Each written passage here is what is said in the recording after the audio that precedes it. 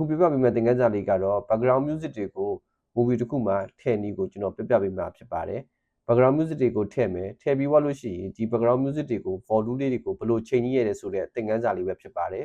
okay ကျွန်တော်တို့စပြီးတော့လေ့လာအောင်เนาะပထမဆုံးကျွန်တော်တို့က VN အထက်ကိုဖွင့်လိုက်ပါ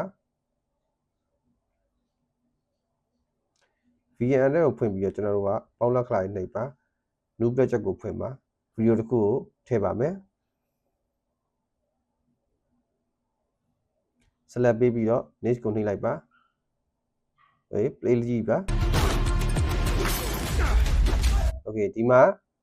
သူ့ရဲ့ background music အတန်သူ့ movie မှာပါတဲ့အတန်ပါပြီးသားဖြစ်ပါတယ်เนาะ okay ကျွန်တော်ကဒီ music အတန်ကိုမသုံးချင်ဘူးကိုကတခြား music အတန်သုံးမယ်ဆိုလို့ရှိရင်ကျွန်တော်ကဒီထိတ်မှာရှိပါတယ်ဒီမှာ music သင်္ကေတလေးရှိပါတယ်အပေါင်းလက္ခဏာကိုတစ်ချက်နှိပ်လိုက်ပါအဲ့မှာ okay ဒီမှာဆိုရင်ဒီရောက်သွားရင်ဆိုရင်ကျွန်တော်တို့ကဒီမှာ music ရှိတယ် effect ရှိတယ် record ရှိပါတယ်ကျွန်တော်ကအခု background music အကြောင်းပြောမဲ့အတွက်ကျွန်တော်က music နဲ့ပတ်သက်တဲ့ဒီ music အကြောင်းလေးကိုပြပြပေးပါမယ်ဗီဒီယိုထဲမှာပါတဲ့ music ကိုကမကြိုက်တဲ့အတွက်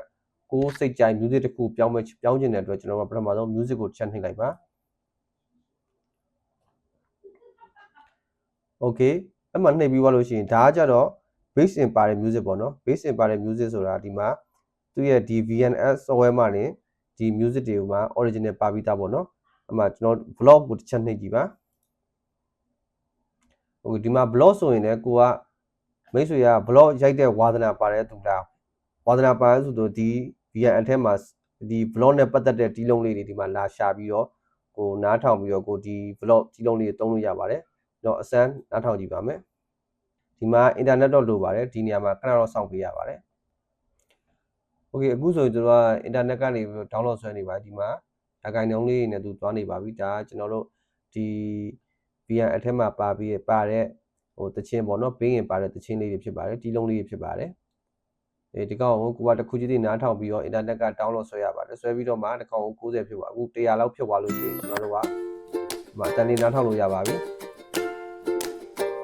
ဒါကကျွန်တော်တို့ကခဏနားထောင်ကြည့်မယ်ဆိုရင်ကျွန်တော်တို့ pass လုပ်လိုက်ပါဒါဆိုရင်ကျွန်တော်ရက်လိုက်ပါပြီเนาะ okay ကိုကဒီလုံးကိုကြိုက်လို့ရှိရင်ဒီမှာ use ကိုနှိပ်ပြီးသုံးပြီးလို့ရပါတယ်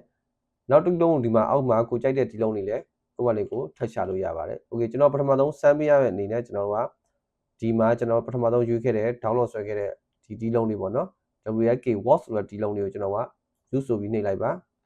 okay use ဆိုပြီးနှိပ်လိုက်ပါဒီအဆင့်ရောက်သွားလို့ရှိရင်ကျွန်တော်တို့ဒီမှာ volume တွေကိုဒီ music ကိုကျွန်တော် volume control လုပ်လို့ရတဲ့အပိုင်းတွေဖြစ်ပါတယ်ဒီမှာကျွန်တော်တို့က auto short ချိန်လို့ရပါတယ် okay auto short ချိန်လို့ရပါတယ်เนาะအဲ့ကိုပြီးသွားရင်ကျွန်တော်ဒီမှာ100ပဲထားလိုက်ပါတော့100ပဲထားပြီးတော့ကျွန်တော်တို့ကဒီ volume control တွေကိုဘယ်လိုချိန်ကြည့်တဲ့အပိုင်းကိုကျွန်တော်နောက်တစ်ပိုင်းမှာနောက်သင်ခန်းစာလေးမှာကျွန်တော်အသေးစိတ်ပြပြပေးပါမယ်ဒီမှာ okay အဲ့ပြီးသွားရင်ကျွန်တော်တို့ကမြားလေးကိုတစ်ချက်နှိပ်လိုက်ပါ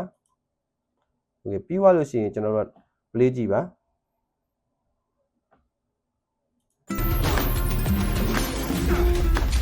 ဒီကနေမှာပါပြီးသားတီးလုံးကိုခုနကထည့်လိုက်တဲ့တီးလုံးနဲ့အဲ့တော့ဒီမှာ movie မှာငကိုတွေက original ပါတဲ့တီးလုံးတွေကအခုဆိုရင်ကျွန်တော်နားထောင်ကြည့်ပါရောနေပါတယ် okay ကျွန်တော်တို့ကဒီ movie မှာပါတဲ့တီးလုံးကိုမထည့်ချင်တဲ့အတွက်ကျွန်တော်တို့ဘယ်လိုလုပ်ရမလဲဆိုတော့ဒီမှာ